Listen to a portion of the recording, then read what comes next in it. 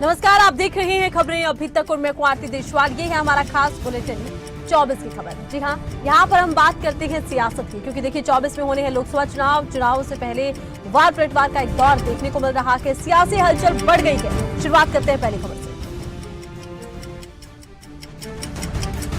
दिल्ली के जल शक्ति मंत्री आतिशी ने एक प्रेस कॉन्फ्रेंस की है। जल मंत्री ने कहा कि जल विभाग के लिए दिल्ली के मुख्यमंत्री अरविंद केजरीवाल की ओर से भेजे गए आदेश को मैं पढ़ रही हूँ।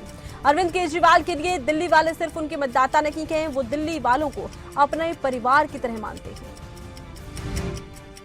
में आंसू आ गए। मैंने सोचा कि कौन ऐसा व्यक्ति है जो इतनी विकट परिस्थिति में, जब उनको गिरफ्तार कर लिया गया है, उनको कैद कर लिया गया है, जब उनको पता नहीं है कि वो जेल से बाहर कब आएंगे, कौन ऐसा व्यक्ति है जो अपने बारे में ना सोचकर दिल्ली वालों के बारे में सोच रहा है?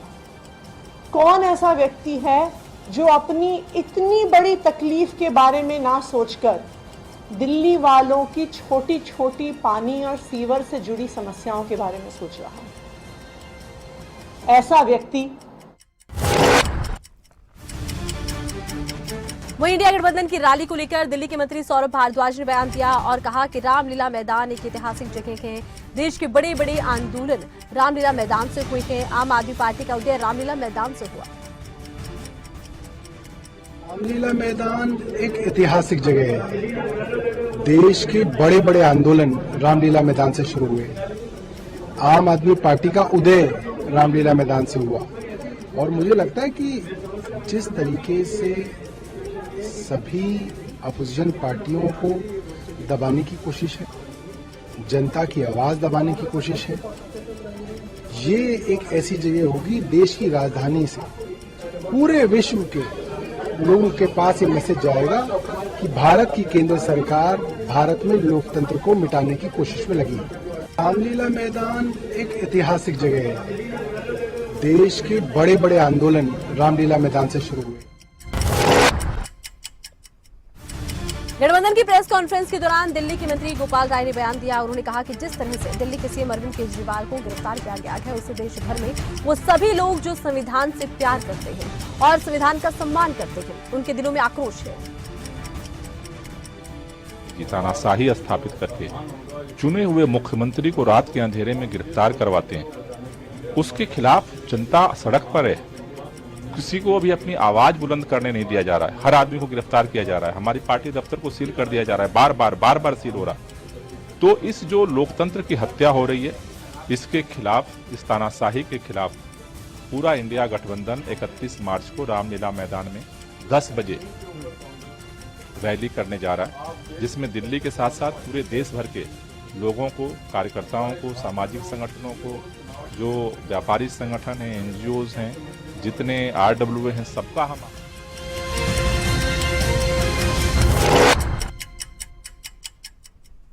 केंद्रीय मंत्री अनुराग ठाकुर ने सीएम केजरीवाल को घेरा। उन्होंने कहा कि जो भ्रष्टाचार के खिलाफ आवाज उठाने और नैतिकता की बात करते थे, वो अनैतिक कार्य करते रहे। आज जेल से सरकार भी चला रहे। भ्रष्टाचार के खिलाफ आवाज उठाने की बात करते थे, नैतिकता की बात करते थे, वो अनैतिक कार्य भी करते रहे और नैतिकता दूर दूर तक कहीं नजर नहीं आती। गंभीर भ्रष्टाचार, वो भी शराब जैसे घोटाले में शर्मनाक कृत्य करके जो जेल गया है, वो जेल से सरकार चला रहा है। ये देश की जनता को दिख गया अरविंद केजरीवाल जी का असली चेहरा, उनकी भ्रष्ट सोच, और केवल पैसा कमाने वो राजनीति में आए थे, अपनी जेब भरने आए थे। भ्रष्टाचार के खिलाफ आवाज उठाने की बात करते थे, नैतिकता की बात करते थे। केंद्रीय मंत्री गिरिराज सिंह ने सीएम केजरीवाल पर निशाना साधा और कहा कि नैतिकता भी एक चीज होती है। केजरीवाल के पास नैतिकता नाम की कोई चीज नहीं है। नाम की कोई चीज नहीं रहा। जो अन्ना हजारे के नेतृत्व में ढाल बना करके नैतिकता की बात करते थे, अब कहते हैं कि कानून में कहीं नहीं लिखा है कि जेल से सरकार नहीं चला सकती। हमारे बाबा अंबेडकर साहब क्या सोचे थे? ऐसे नैतिकहीन लोग मुख्यमंत्री बनेंगे जो जेल जाएंगे। छी छी छी छी। कम से कम अपने पड़ौधा, उनके पड़ौधा तो लालू जी है, लालू जी से सीख लें। वो भी जेल जाने लगे तो पत्नी को बना दिया, आप भी पत्नी को बना दीजिए। हेमंत सोरेन से सीखें। ये नैतिकता नाम की कोई चीज नहीं बची है केजरीवाल साहब में। भाजपा के राष्ट्रीय प्रवक्ता संबित पात्रा ने सीएम केजरीवाल पर हमला बोला और कहा कि अरविंद केजरीवाल मुख्यमंत्री हो सकते हैं, लेकिन हिंदुस्तान के कानून से बड़े तो वो नहीं के। मुख्यमंत्री अरविंद केजरीवाल, उनकी गिरफ्तारी, उसके पश्चात ईडी में उनकी कस्टडी 28 मार्च तक, इस पूरे विषय को लेकर अरविंद केजरीवाल ने दिल्ली हाईकोर्ट में अपील किया था। उन्होंने अपील किया था कि उनकी गिरफ्तारी गैर कानूनी है, उनकी गिरफ्तारी इलीगल है, और जो ईडी में उनको कस्टडी दिया गया है 28 मार्च तक के लिए, वह भी इलीगल है, और उनको तुरंत से तुरंत राहत दिया जाए दिल्ली हाईकोर्ट द्वारा। दिल्ली हाईकोर्ट ने तुरंत सुनवाई पे मना कर दिया है, किसी प्रकार का स्टे नहीं लगाया, किसी प्रकार से सुनवाई नहीं हुई। ये दिखाता है कि बार बार जो अरविंद केजरीवाल जी के अंदर एक सेंस ऑफ एंटाइटलमेंट है कि मैं भ्रष्टाचार भी करूंगा। भाजपा सांसद मनोज तिवारी ने सीएम केजरीवाल पर निशाना साधा। कहा, ईडी की हिरासत में एक मुजरिम आज एक स्क्रिप्ट रच रहा है, दिल्ली में पानी और सीवर व्यवस्था नहीं। केजरीवाल ने ठान लिया है कि ना तो हम कानून का पालन करेंगे और ना तो किसी को कानून का पालन करने की प्रेरणा देंगे, भले संविधान की शपथ लिए हो। दिल्ली के खजाने की लूट छोटी मोटी नहीं हुई है।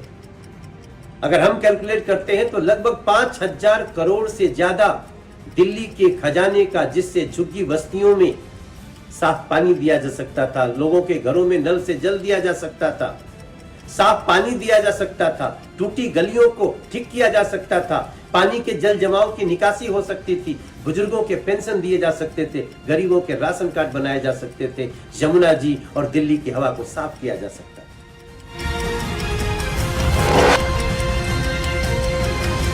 केजरीवाल को लेकर सियासत जारी है। बीजेपी प्रत्याशी बांसुरी स्वराज ने सीएम केजरीवाल पर निशाना साधा है और कहा है कि दिल्ली की जनता को केजरीवाल ने ठगने का कार्य किया।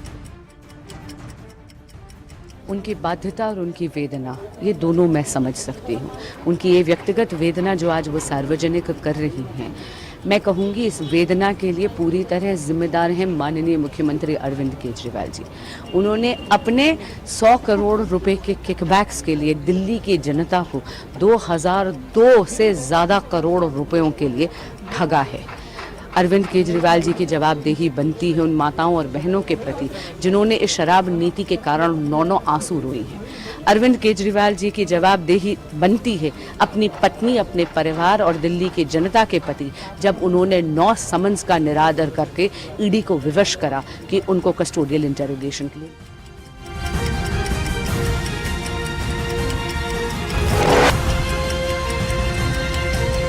समाजवादी पार्टी के विधायक शिवपाल सिंह यादव ने बीजेपी पर निशाना साधा। कहा, जहां जहां जिस का कद बढ़ता है उसे ईडी सीबीआई घेर लेते हैं। उन्होंने कहा, जिसने अच्छा काम किया है उसे जनता जरूर जितवाएगी।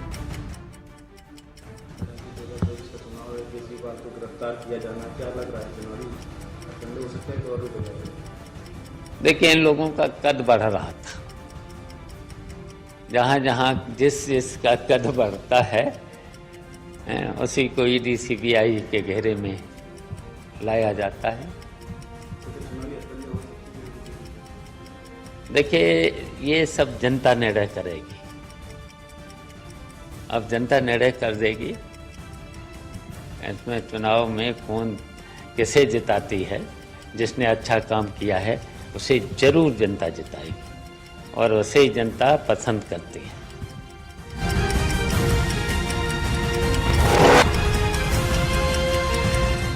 भाजपा के राष्ट्रीय सचिव ओम प्रकाश धनखड़ ने दिल्ली के सीएम अरविंद केजरीवाल के उस बयान पर निशाना साधा जिसमें उन्होंने कहा कि वो जेल में बैठकर ही सरकार चलाएंगे। धनखड़ ने कहा कि पैसे तो ये संवैधानिक विषय है, लेकिन इतना जरूर कहना चाहते हैं कि भ्रष्टाचार का विरोध कर सत्ता हथियाने वालों की पूरी सरकार भ्रष्टाचारी रही है, भ्रष्टाचार की वजह से जेल गए हैं। तो संवैधानिक विषय है, वो तो संवैधानिक जो वेता हैं, ज्ञाता हैं, वो उस पर निर्णय करेंगे। लेकिन सबसे दुर्भाग्यपूर्ण बात ये होती है कि जो लोग भ्रष्टाचार का विरोध करते हुए सत्ता में आए थे, आज वो भ्रष्टाचार के कारण पूरी की पूरी सरकार जेल में है। दीपेंद्र भाई ये कह रहे हैं कि बीजेपी सरकार ने चंदा दो धंधा की नीति अपनाई है, चंदा दो और धंधा लो की नीति अपनाई हुई है। देखिए, एक पारदर्शिता आज सबके सामने है ना।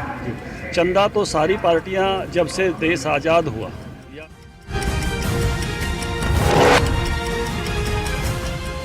अनिल विज ने दिल्ली के सीएम अरविंद केजरीवाल पर हमला बोलते हुए कहा कि विधुर नीति आई थी और उसके बाद चाणक्य नीति आई है और अब आई है केजरी नीति। केजरी नीति ये कहती है कि इनके नेता ऐसा काम करें जो जेल में चले जाएं और जेल में जाकर फिर अंदर से सरकार चलाएं, वो उन्हें नई नीति इजाद कर रहे हैं। तो ऐसा है, पहले होती थी विदुर नीति, फिर आई चाणक्य नीति और अब आई है केजरी नीति। केजरी नीति ये कहती है कि इनके नेता ऐसे काम करें जो जेल में चले जाए और जेल में जाके फिर अंदर से सरकार चलाई जाएगी। ये नई नीति का इजाद किया है केजरीवाल जी ने।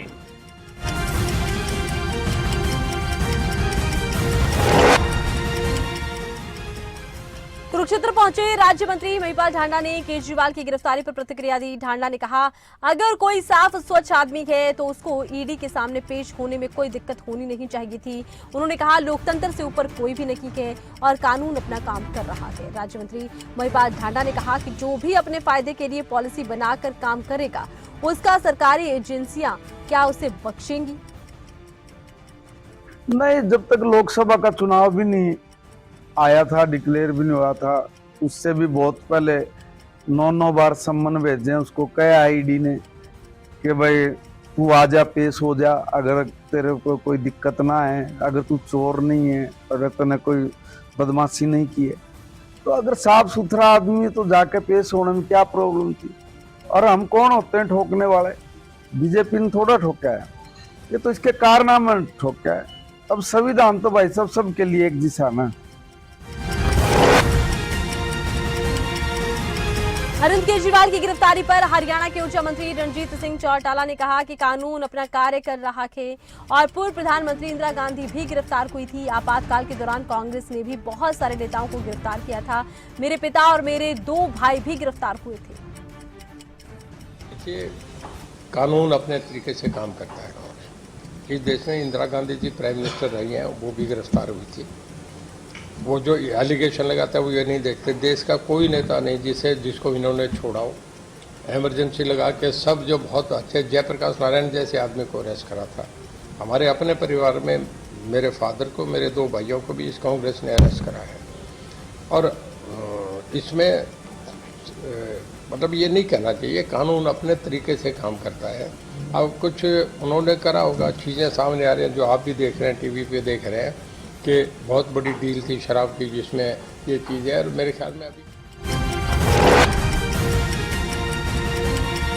दिल्ली के मुख्यमंत्री अरविंद केजरीवाल की शराब घोटाले को लेकर हुई गिरफ्तारी पर रोहतक से लोकसभा सांसद अरविंद शर्मा की भी प्रतिक्रिया आई।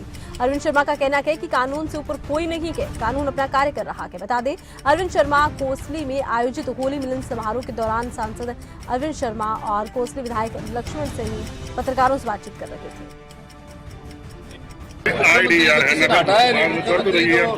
अपने कह दिया भी मैं जेल से काम करूंगा, लेकिन ये ईडी का काम इंडिपेंडेंट काम है। अपना जो इंडिपेंडेंट बॉडी है और कानूनी तौर पर जो उसने देखा वो उसने काम किया। एक विपक्ष का लगातार आरोप लगता रहा है कि जो भाजपा में चला जाता है उस पर कोई कार्रवाई नहीं होती, लेकिन ईडी सीबीआई कोई किसी को बख्शती नहीं है। जैसा जैसा कानूनी हिसाब से है वो काम हटाया नहीं, मुख्यमंत्री तो मैं अपने कह दिया भी मैं जेल से काम करूंगा, लेकिन ये ईडी का काम नूह की ताड़ू में पहुंचे हरियाणा के सीएम नायब सैनी ने कांग्रेस सरकार पर जमकर हमला बोला। उन्होंने कहा कांग्रेस सरकार ने नूह जिले को पिछड़ा जिला के तौर पर छोड़ दिया था, लेकिन बीजेपी की सरकार आई तो हर क्षेत्र में विकास का कार्य किया गया। नायब सैनी की तरफ से क्या कुछ कहा गया है, आइए आपको सुनवाते हैं। 2014 से पहले ये लोगों के ऊपर छोड़ दिया था। बेचारे कहा गरीब हैं, ये पिछड़े हैं, और कांग्रेस ने तो कभी इसकी तरफ ध्यान ही नहीं दिया। अगर ध्यान किसी सरकार ने किया है तो नरेंद्र मोदी की सरकार ने ध्यान दिया है। नरेंद्र मोदी की सरकार ने कहा कि कोई भी जिला पिछड़ा नहीं होना चाहिए, वो जिला अगड़ा होना चाहिए, और इस जिले के लिए अलग से इसको आकांक्षी जिला के अंदर शामिल करके अलग से योजना, अलग से नीति इस जिला के लिए बनी है।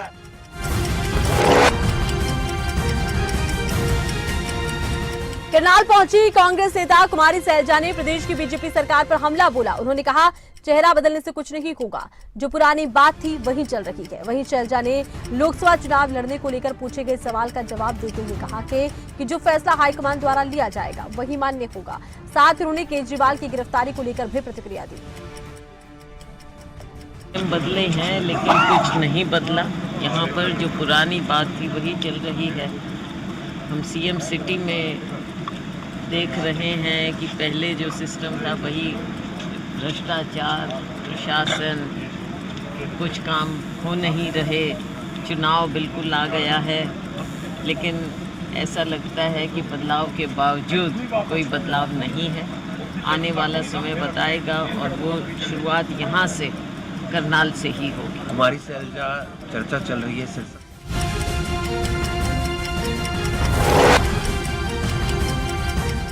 कांग्रेस विधायक गीता भुक्कल ने प्रदेश की भाजपा सरकार पर निशाना साधते हुए कहा है कि लोकसभा चुनाव से कुछ दिन पहले की हरियाणा के मुख्यमंत्री का बदले जाना ये दर्शाता है कि भाजपा सरकार के शीर्ष नेतृत्व को पता चल गया था कि हरियाणा में अगर मनोहर लाल और दुष्यंत चौटाला की जोड़ी बनी रही तो उन्हें लोगों की भारी नाराजगी का सामना करना होगा। इसीलिए प्रदेश के मुख्यमंत्री को बदला गया। आचार संहिता लगने से कुछ दिन पहले, क्योंकि मुख्यमंत्री के तौर पर जो मनोहर लाल खट्टर जी का कार्यकाल रहा, deputy chief minister Dushyant Chautala का जो कार्यकाल रहा, लोगों ने पूरी तरह से उसको नकारने का काम किया। इनके पास ये रिपोर्ट थी कि अगर ये जोड़ी इस समय हरियाणा में रहेगी तो बीजेपी की बहुत बुरी हालत होने वाली है, जेजेपी की तो बुरी हालत होने वाली है। तो इन्होंने उस एंटी इनकम्बेंसी को ख़त्म करने के लिए एक दूसरा रास्ता निकाला और आचार संहिता से तुरंत पहले नायब सिंह सैनी जी को प्रदेश का मुख्यमंत्री बनाने का काम किया।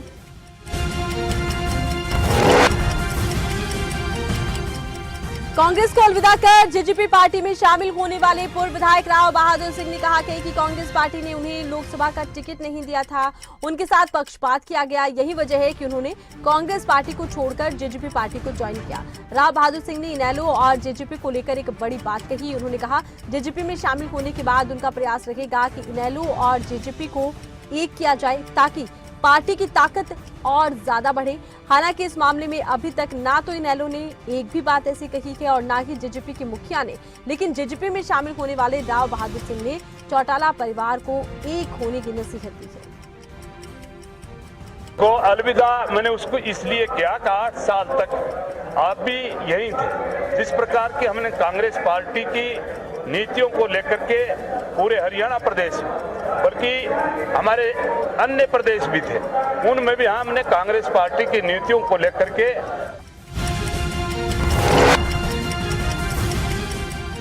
कैबिनेट मंत्री मूलचंद शर्मा ने फरीदाबाद क्षेत्र के विकास को लेकर जानकारी दी। उन्होंने कहा कि फरीदाबाद गुड़गांव बड़े औद्योगिक हब है, औद्योगिक क्षेत्र के विकास के लिए हुए बेहतर कार्य करने का काम यहां हुआ। धन्यवाद करता हूं संगठन का और मुख्यमंत्री आदरणीय नायब सैनी जी का, पूर्व मुख्यमंत्री आदरणीय मनोहर लाल जी का।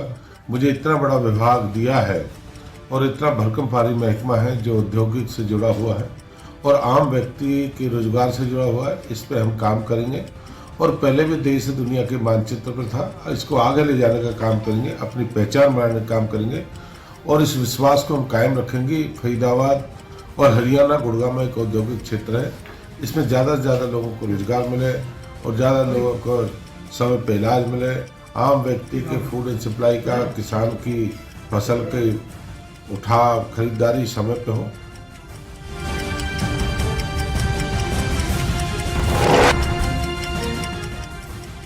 मुख्यमंत्री पुष्कर सिंह धामी के 2 साल का कार्यकाल पूरा हो चुका है, इसीलिए प्रदेश भर में गोष्ठियां और प्रेस कॉन्फ्रेंस के माध्यम से सरकार के 2 साल के कार्यकाल की उपलब्धियों को जनता तक पहुंचाने का कार्य पार्टी कर रही है। भाजपा नेता डॉक्टर देवेंद्र भसीन ने कहा कि उत्तराखंड में धामी सरकार के 2 साल का कार्यकाल पूरा हो चुका है और इस 2 साल के बीच में सरकार ने कई महत्वपूर्ण फैसले लिए, जिनमें सख्त नकल विरोधी कानून बनाया गया, समान नागरिक संहिता, सख्त भू कानून जैसे अनेक महत्वपूर्ण फैसले लिए गए हैं। से पहले प्रदेश की जनता से वादा किया गया था कि वे प्रदेश के अंदर समान नागरिक संहिता को लागू करेंगे और वो वादा उन्होंने पूरा किया। और हम सभी जानते हैं कि विधानसभा से पारित होने के बाद माननीय राज्यपाल जी के हस्ताक्षर के बाद अब उस पर माननीय राष्ट्रपति जी के भी हस्ताक्षर हो गए हैं।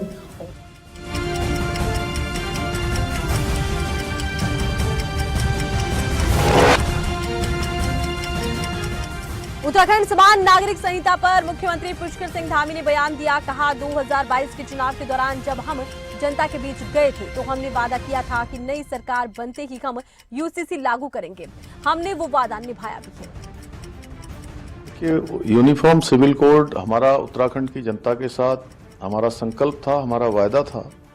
हमने हमारे प्रधानमंत्री आदरणीय मोदी जी के नेतृत्व में और उनके मार्गदर्शन में हम 2022 के चुनाव में उत्तराखंड की जनता के समक्ष गए थे।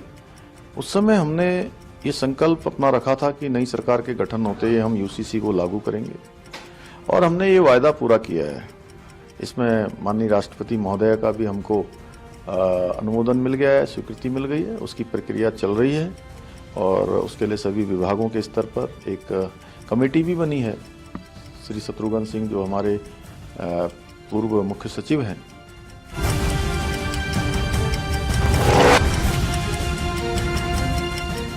कांग्रेस ने देर रात अपने 2 बची हुई सीटों पर प्रत्याशी घोषित कर दिए हैं, जिसमें नैनीताल से प्रकाश जोशी और हरिद्वार लोकसभा से वीरेंद्र रावत को मैदान में उतारा गया। कांग्रेस के प्रत्याशियों की सूची आने पर कैबिनेट मंत्री सौरभ बहुगुणा ने कहा कि कांग्रेस ने अब बीजेपी को वॉकओवर दे दिया है। अब कांग्रेस के इस फैसले से बीजेपी आसानी से 5 लोकसभा सीटों पर जीत दर्ज करेगी।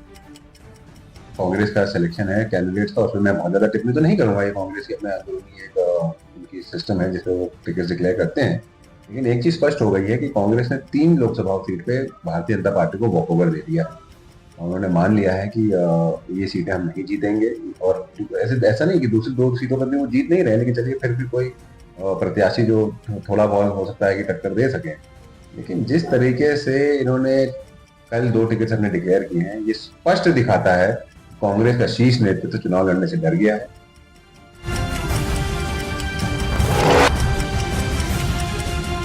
बेटी के बाद बेटा ये कहना है बीजेपी के प्रदेश अध्यक्ष महेंद्र भट्ट। उन्होंने आरोप लगाया है पूर्व मुख्यमंत्री हरीश रावत के पुत्र वीरेंद्र रावत को हरिद्वार से लोकसभा प्रत्याशी बनाए जाने पर। उनका कहना है कि कांग्रेस में परिवारवाद हावी हो गया है। हरीश रावत हमेशा ऐसी ही राजनीति करते हैं, अब उनकी पोल हरिद्वार की जनता के सामने खुल गई है। अब हरिद्वार के अंदर कांग्रेस के जो पुराने कार्यकर्ता है उनके बयान आने लग गए हैं, बेटी के बाद बेटा। और ये शुरू से ही हरीश रावत जी का जो राजनीति करने का तरीका रहा है, उस तरीके की पोल बार हरिद्वार में खुलने वाली है। और मैं कह सकता हूं कि हमारे प्रत्याशी हरिद्वार से प्रचंड बहुमत से जीतने वाले हैं। एक प्रत्याशी और नैनीताल से आए हैं, उनको शायद ही ना तो राजनीतिक परिदृश्य में कोई व्यक्ति जानता है, ना वहाँ के लोग जानते हैं। तो एक फॉर्मेलिटी कांग्रेस कर रही है, फॉर्मेलिटी लोग मुख्यमंत्री डाला उसको। बुलेटिन में इतना ही, देखते रहिए खबरें अभी तक। नमस्कार।